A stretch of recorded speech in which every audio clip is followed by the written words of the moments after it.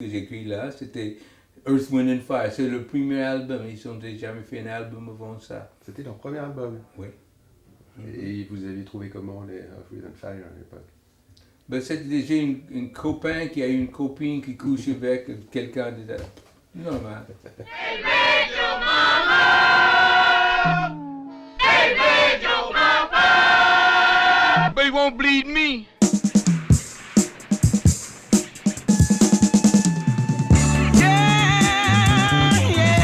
We just want to borrow one of your boys for a couple hours and take him downtown to make us look good. When did you people start getting so interested in black folks? How many men were in the ambush? You offer pretty good news to me, slapping up on some white cops. I want them, do you hear?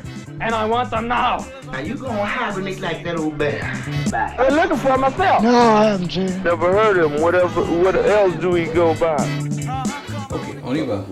Dans quelles conditions vous avez été amené à monter votre premier film à Ballas, Suite Ballas? Bon, d'abord, le Sweetback, c'était mon troisième long métrage. Mon premier long métrage, c'était La Permission, c'est un film long métrage que j'ai fait ici en France en 67. Et quand j'ai fait ce film, et le film c'était bien marché, et j'ai gagné le Festival de San Francisco avec ce film. À ce moment-là, les Américains sont gênés, mais beaucoup plus que gênés, ils ont emmerdé en fait, que le seul noir américain, c'est en fait un réalisateur français. Et donc, à ce moment-là, il m'a demandé, mais pourquoi vous étiez là, pourquoi tu ne viens pas ici? Et ben, je me dis, écoute, fais pas l'intéressant, hein, parce que quand je vous ai demandé du boulot, tu m'as dit, je ne peux pas, parce que je suis noir. Et maintenant, tu viens comme ça. Est-ce que c'était aussi clair à l'époque? On vous disait ça comme ça?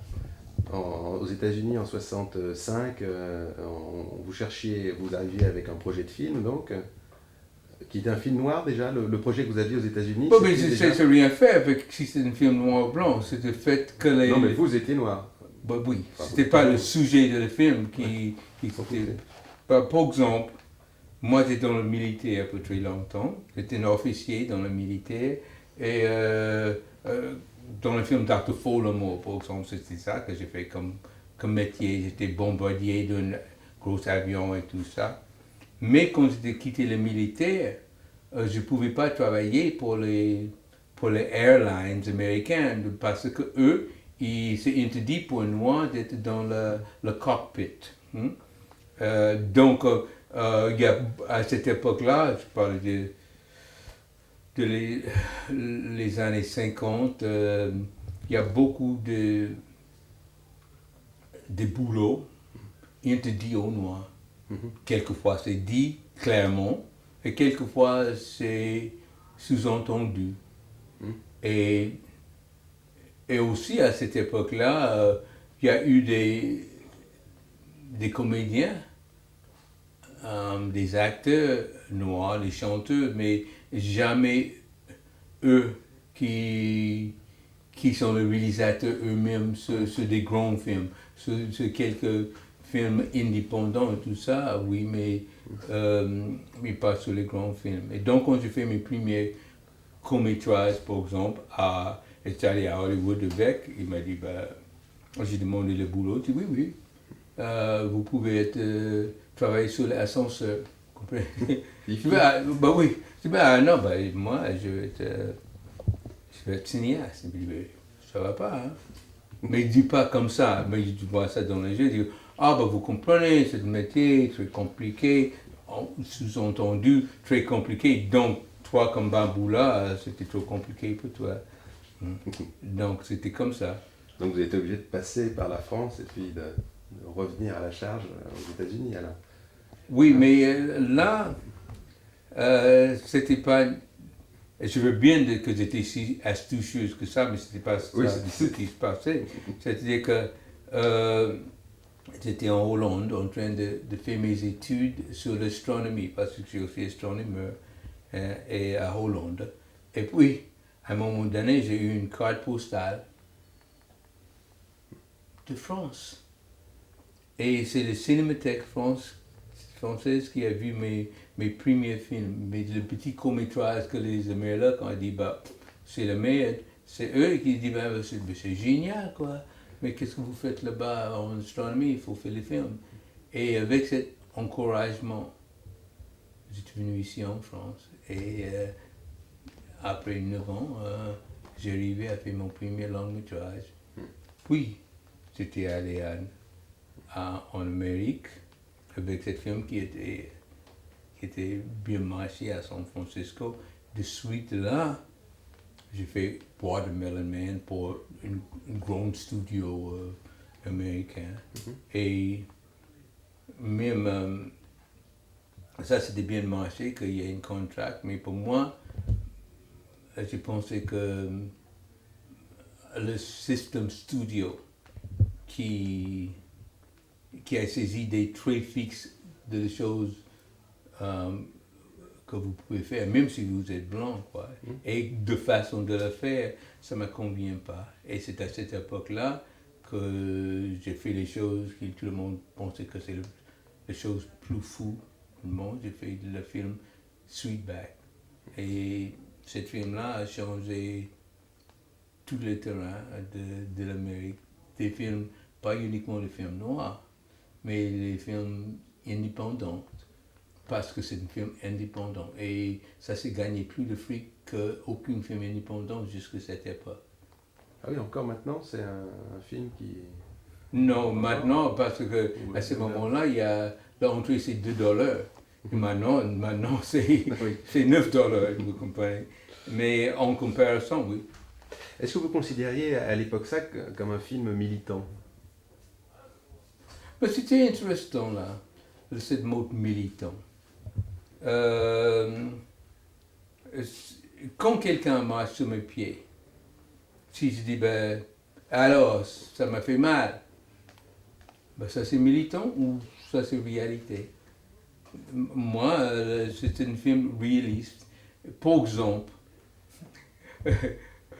il y a les choses qui déclenchent tout le film. Cette Sweetback, c'était les flics en train de tabasser un mec. À l'époque, pour 20 ans, les gens disent, oh ben ça n'existait pas. Ça ne peut pas être. Mais après, il y a le Rodney King. Et ben, mais tous les gens de couleur savaient très bien que ces choses passent tout le temps. Mais donc, pour dire la vérité, si c'est la vérité, c'est militant, ça dépend de si tu as avalé le boba dans la première place.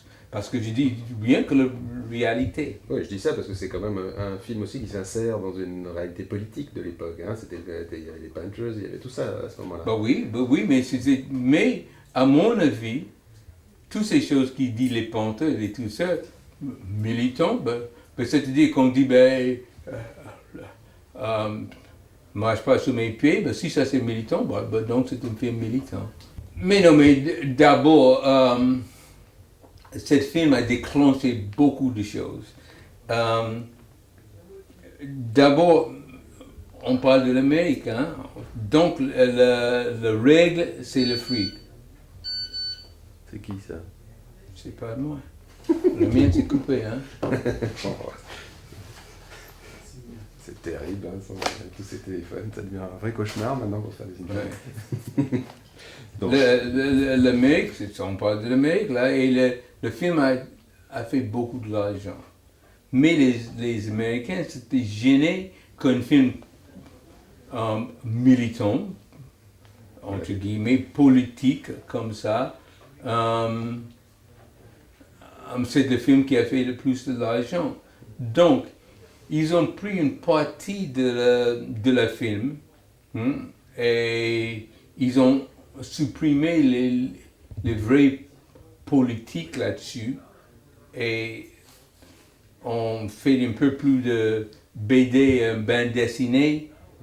C'est ce que vous avez dit, j'ai vu une phrase, je ne sais plus dans le livre là, qui est sorti il n'y a pas très longtemps sur la Black Exploitation, où vous disiez que les Blancs ont sauté dessus et ont enlevé le message.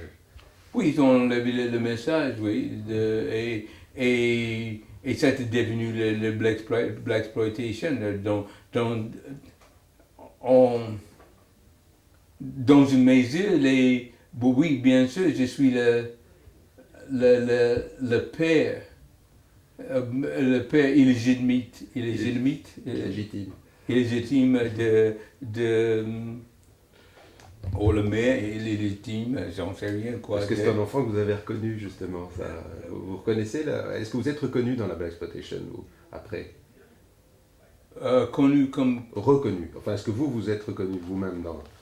Est-ce que vous vous êtes dit, tiens, c'est mon enfant justement ça? Mais comme tous les pères, j'ai nié. Les enfants ah non, mais oui, mais finalement, bah oui, si on fait une DNA, on voit, oui, bien, je suis le père de tout ça. Il y a une chose, parce que cette Blaxploitation, pour la première fois, les gens sont obligés d'utiliser les techniciens noirs. Parce que c'était si noir, même malgré le fait que c'est une bande dessinée. Hein? Il est obligé d'utiliser les noirs. Donc il y a des écrivains noirs, il y a des réalisateurs noirs, les costumiers, tout cet autre. Je ne parle pas des acteurs. Les acteurs, bien sûr, mais ils ont toujours eu les acteurs, mais à ce moment-là, eux, ils ont fait les rêves de le blanc. Mais à la Blaxploitation, et de là, beaucoup de gens qui ont eu la chance de prendre le métier, maintenant, c'est dans le cinéma qu'ils ne peuvent pas entrer autrement. Mais qui étaient justement les acteurs que vous avez pris sur Suicide Back? Vous les trouviez où, ces acteurs? C'est des acteurs qui avant avaient tourné dans beaucoup de films? Comment ça se passait? Non, aucune. Aucune personne dans le film n'était jamais tournée avant, sauf moi.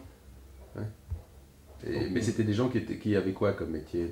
Quelques-unes, c'est fait le petit théâtre, des choses comme ça. Quelques-unes, c'est des comiques dans les boîtes de nuit. Et quelques autres, c'est juste les gens qui veulent le faire, mais aucune a eu le métier. Ouais.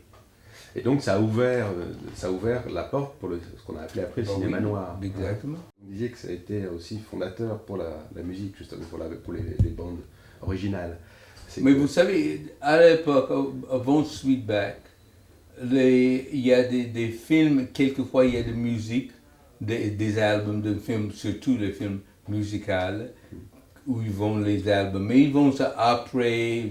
Mais moi, parce que quand j'ai fait le film, c'était moi qui ai fait le financement de ce film, le Sweetback. Je n'ai pas eu une rang après. Et dit, comment tu vas faire de pub pour le film? Et donc, j'ai dit, voilà, musique. Donc, j'utilise la musique pour mon porte-parole de la film, pour mon pub. Et ça, c'était marché énormément. Et bon, par exemple, le groupe qui jouait la musique que j'ai écrit là, c'était Earth, Wind and Fire. C'est le premier album. Ils n'ont jamais fait un album avant ça. C'était leur premier album? Oui. Et vous avez trouvé comment les Earth, Wind and Fire à l'époque? C'était déjà un copain qui a une copine qui couche avec quelqu'un de normal. Et à ce moment-là, ils ont toute une bande qui habite un peu dans un petit appartement Hollywood Boulevard. Ils ne peuvent pas payer le loyer, mais ils étaient sympas comme tout. Et bien, c'est comme ça que je l'ai trouvé. J'ai dit, écoutez, je vais le faire pour moi. Oui, bien sûr. Et c'est vrai que ensuite, énormément de films sont sortis avec cette logique-là. C'est ce que reprend d'ailleurs Tarantino. Oui, mais tout le monde le fait comme ça. Hein? Oui, c'est ça. On commence d'abord, ça fait partie du produit, du merchandising. Oui. Une fois que ça s'était marché très bien chez moi, ça c'est une autre chose. J'ai fait beaucoup de fric avec ça. Et puis après ça, MGM a sorti un film Shaft. Et la musique, ils ont dit, on va essayer ça nous. Hein? Et ça, c'était marché du tonnerre. Et si depuis ce temps-là, tout le film se fait comme ça maintenant. Je sais pas, je lisais l'interview de Ice-T, par exemple, qui disait que tout ce cinéma noir des années 70 avait été une grosse influence pour lui. Oui, mais c'est aucun doute. Par exemple, c'était la première fois que les gens de couleur a eu une chance, un style de lever leur tête. Et bien sûr,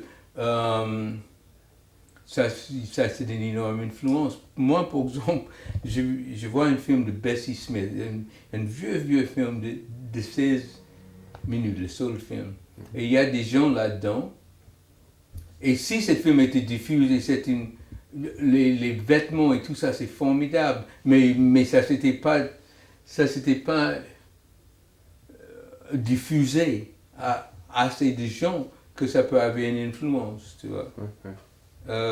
Donc maintenant qu'on a une chose qui est influence comme ça, bah oui, bien sûr. Par exemple, aussi les vêtements de pantheuses et cette film, cette Sweetback là, tous les pantheurs étaient obligés de le voir. Huey Newton et Bobby Seale a demandé que tous les membres allaient voir le film. Pour le côté, comme tu l'as dit, militant. Et bien sûr, ça a entré dans la conscience de les gens. La façon que j'ai fait la musique à le temps, là, c'était la façon qui plus tard devenu le style maintenant on peut le rap.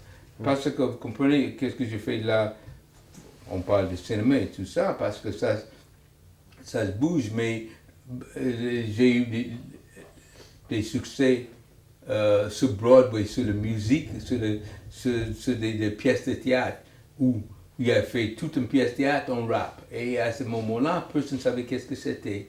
Et puis après ça, il y a The Last Poets, et puis après ça, il y a eu Gil Scott-Heron, et puis LL Cool J, et ça est devenu petit à petit, maintenant, le style qui s'appelle rap. Ouais. Là, vous parlez des années 60 quand vous dites que vous faisiez une pièce de théâtre. Non, l'année, c'est 70, 71. Donc ça fait très longtemps Oui. pour l'histoire du rap. Mais justement, est-ce qu'on finalement on a l'impression qu'on est revenu au ghetto Oui, mais parce qu'ils ont pris les jeunes comme ça, qu'ils n'ont pas compris qu'eux, ils sont comme Sweetback au commencement, il fait partie ils ont utilisé. Ils sont utilisés, oui. Parce que je vois tout un... Mais il y a beaucoup de... c'est pas qu'ils ont tort de qu'est-ce qu'il dit, mais c'est pas les choses qu'ils ont tort de qu'est-ce qu'il dit, c'est les seules choses qu'ils ont... il peut le dire, s'il veut être publié. C'est une façon de passer à travers le truc, justement. Hein? Oui. Parce que tous les... on voit beaucoup de films, il y a toute cette vague là, qui marche pas mal pour le moment, qu'on appelle la booty, par exemple, qui est un truc où... Oui. Bon, qu'est-ce que vous en pensez, quelque chose comme ça? Mais moi, c'est difficile à dire parce que, vous comprenez, moi, je suis un bon vivant et je regarde, hein, mais je regarde le booty tout de même. Hein. C'est ce que fait tout le monde aussi. Hein. Ouais.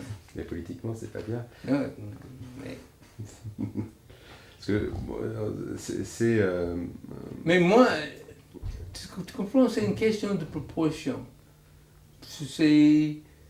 Tu peux faire les choses les plus cons. Si c'est pas la seule chose, tu as le droit de le faire. C'est ça qui et c'est une nuance qui échappe énormément les gens. C'était pas le booty film, ni le rap music, c'était la ghettoisation. C'est-à-dire que ça, c'est la seule chose que tu pouvais faire.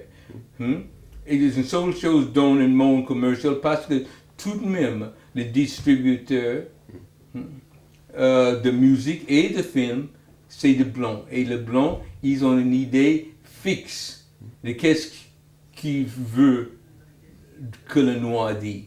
Ou qu'est-ce qu'il permet, parce que c'est eux le monde de distribution. Et c'est donc c'est la même chose. Par exemple, ce film-là qu'on a fait, là, mon fils et moi, Panther, parce qu'une fois de plus, ça c'est un film qui qui a dit les choses qu'il ne veut pas. Donc, parce qu'ils sont des distributeurs, ils ne sont jamais distribués ici en France. Maintenant, l'autre film, Le Revanche de Jesse Lee et les choses comme ça, qui est un peu plus lointain, un peu plus différent, ça va. Mais il ne faut pas que ces choses, c'était trop vers le Mais d'ailleurs, une des grandes parties par exemple, du rap aujourd'hui est vendue à des blancs. Il n'est pas vendu à la scène noire non plus. Bon oui, mais c'est vendu mais le message c'est pas qui c'est vendu, mais c'est qu'est-ce qu'il dit. Ouais. Qui Mais est peut-être important. que justement pour être vendu, Non. peut-être. Non. Est-ce que le booty c'est pas un truc de blanc aussi justement? Quoi? Est-ce que le booty justement c'est pas un truc de blanc aussi? Mais c'est de blanc et de noir aussi, mais tu peux faire le booty, mais si tu es blanc, tu peux faire Notting Hill, tu peux faire 13e guerrier, tu peux faire psychologie, ou Blair Witch Project. Si tu es noir, non.